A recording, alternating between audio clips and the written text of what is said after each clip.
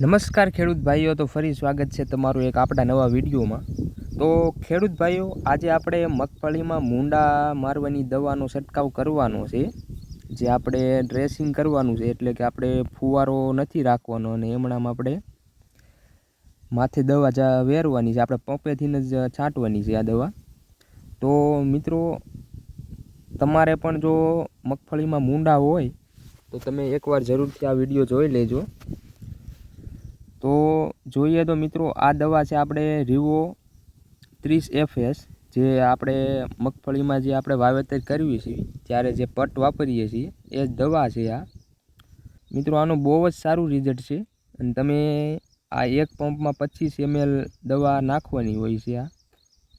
અને આની સાથે આપણે એક બીજી પણ ઉપયોગમાં લેવાની છે, જે આપણે ગેસ માટેની છે, એટલે કે મૂંડા જમીનમાં હોય તો એને પણ આપણે ઉપરથી છાંટીએ એટલે નીચે પણ મૂંડા મરી જાય એ માટેની દવા છે આ બીજી। અને સાથે સાથે તમારી મગફળીમાં જો ઈયળ હોય તો એ પણ આનાથી મરી જાય છે, એટલે આપણે એ પણ ડબલ ફાયદો થાય છે આપણે, કે આપણે ઈયળની બીજી દવા સાથે નાખવી પડતી નથી અને ઈયળ હોય તો એ પણ મરી જાય છે।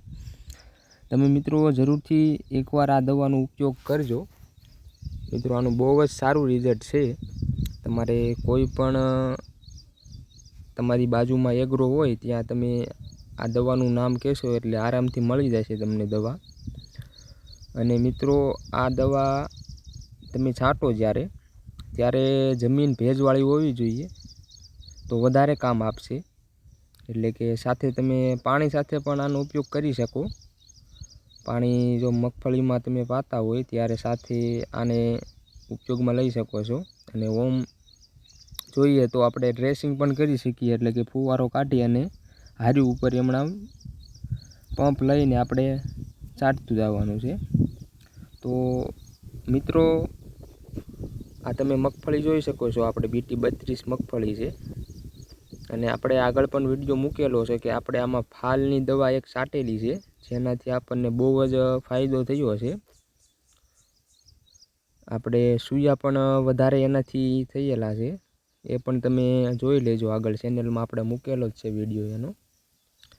તો મિત્રો, વિડીયો ગમ્યો હોય તો જરૂરથી લાઈક કરી દેજો અને આ દવાનો તમારે જો મૂંડા હોય તો જરૂરથી ઉપયોગ કરજો તમને, અને કોમેન્ટમાં જણાવજો કે રિઝલ્ટ તમને કેવું મળ્યું આ દવાનો છંટકાવ કર્યા પછી। તો ચાલો મિત્રો, હવે મળીશું આના નેક્સ્ટ વિડીયોમાં।